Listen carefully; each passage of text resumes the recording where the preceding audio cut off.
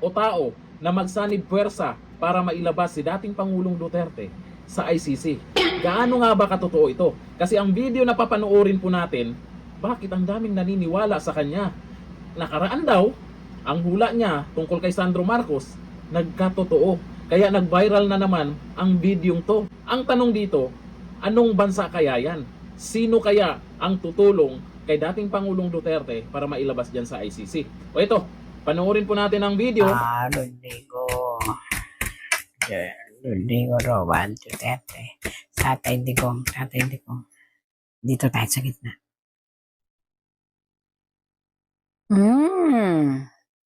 Alam ninyo, talaga sigurong napakalakas ng ating Tatay Digong sa divine intervention into the universe. Look, isang napakalaking tao. Bukod kay Trump, bukod pa dun sa isang presidente, ang muling magbibigay ng suporta sa ating dating president na ngayon ay nasa ICC na pangangalaga. Itong taong ito ay isang hari. Hindi ito isang presidente, hari.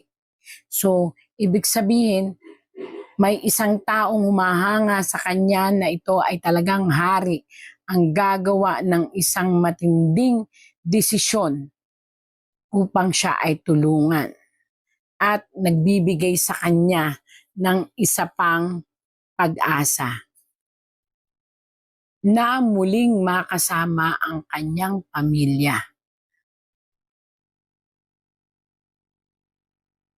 At ito ay susuportahan ng dalawang bansa na malalaki pa. So bukod dun kay Amerika, Russia, or ito naman ay isang hari. Kumbaga conversion niya ay presidente maybe, pero hari siya ang tawag sa kanilang bansa. Susuporta para muling mapabalik ang ating presidente. At maaaring ikabagsak, nako grabe, ikabagsak ng lakas ng puwersa ng kung sino mang nagbayad. Ito inaakusahang nagbayad. Bakit? Kasi may pera. 2 beses na paglalabas ng pera na pinag-isipan pang mabuti. Kung sino man po yun, di natin alam kasi tarot lang to. Ito lang po ay tarot, wala namang pangalan.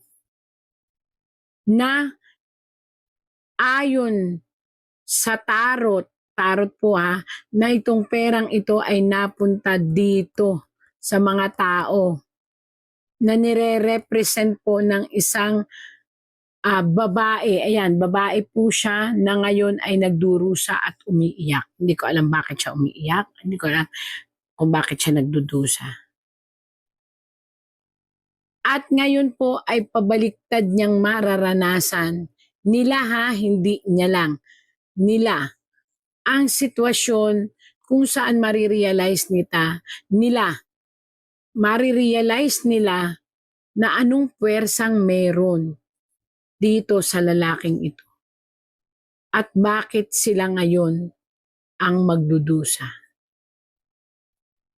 Kaya lang, again and again po, pakabilisan dahil po hindi na kaya ng katawan ng ating dating presidente kasi nga po nagdaranas na siya ng sa dugo, maaaring sa diabetic niya, tapos sa memory niya medyo humihina na kasi may edad na, and sa mga tuhod, bituka. Karamdaman po ito na dumadanas ngayon ng matinding pag-ikot sa katawan niya ng karamdaman. Pag-ingatan po hindi ko alam pero tarot lang po ito. Pag-ingatan ang isang lason na maaaring magpahirap sa kanyang katawan. Ay, naku. Sana naman may magbantay sa kanya doon about sa mga pagkain. Ito po Ingatan. Ingatan ang mga ini-intake niya, gamot at pagkain.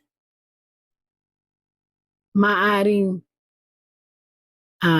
kailangan may magbantay talaga, maaring mapag-initan ang ating dating presidente at medyo kastiguhin. Hindi ko alam kung sino itong mga taong to na maaaring kumastigo o maaaring manakit sa pamamaraan na sa pagkain. So mag-ingat kung sino man to. Ayan, pag-ingatan po ang ating dating presidente sa mga food intake, medicine intake, at dapat may magbabantay po talaga doon.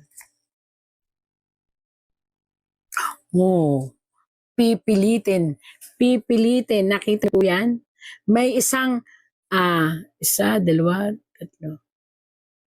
May dalawang, ngayon pa lang, may dalawa sa dalawa. At tatlo.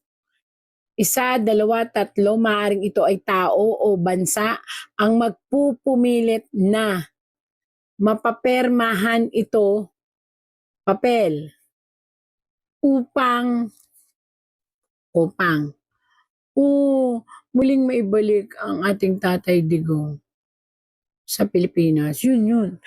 Ayan, isa, dalawa, tatlo, nag-uusap, pipilitin na yun ang papel upang maibalik ang Tatay Digong sa kanyang pamilya. Ito.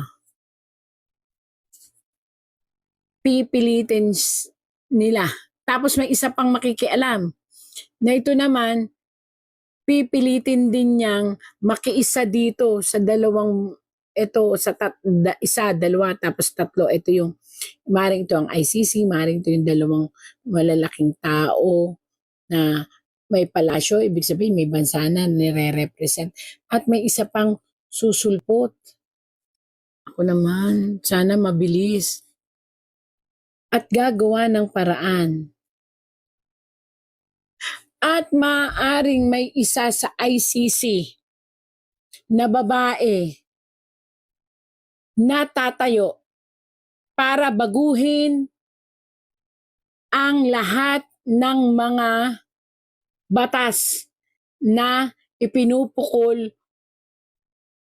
sa ating presidente, na maaaring itong babaeng ito, babae po ito ay pag-aaralang mabuti at susuportahan ng mga kasama niya na matataas na judge, kumbaga judge, hindi ko maalam kung ano yung tawag sa kanila doon. Isang lalaki na humahawak ng kaso ang muling magre-revive at pag-aaralan ang lahat at magiging teamwork sila ng babaeng ito kung saan ang gusto nila ay mapagbigyan ang mga taong humihiling na mapawalang bisa at mapawalang bisa ang mga kaso at mapalaya ang ating dating presidente. At by this time, maaaring matakot sila na muling makinig sa ibang bibig or isipan. Sana mangyari na. Di po ba? Bakit? Kasi ayaw kong magkagulo. Ayan po, nakabaliktad na babae. Ibig sabihin po nakabaliktad na babae, isang bayan. Isang ina natin, Mother Earth o Mother, nation. Ang inang bayan natin. Huwag bumaliktad. Bakit ako excited na mangyari na po ito? Para po wag nang magkagulo. Yun lang naman ang pray ko eh. Maayos na ang lahat at huwag nang magkagulo, palayain ang dapat palayain. Ayan, sa dalawa, tatlo. Kaya lang po, may again and again, may isang sitwasyon na parating sa mga tao na naging dahilan. Ayan po, na naging masaya, panandalian sila at naging dahilan para maitapon o maitaboy nila itong si dating president. Ayan o, nakatalikod. Na ito ay paikot-ikot na gumagawa ngayon ng sirkulo sa universe. Sila ay hahatulan.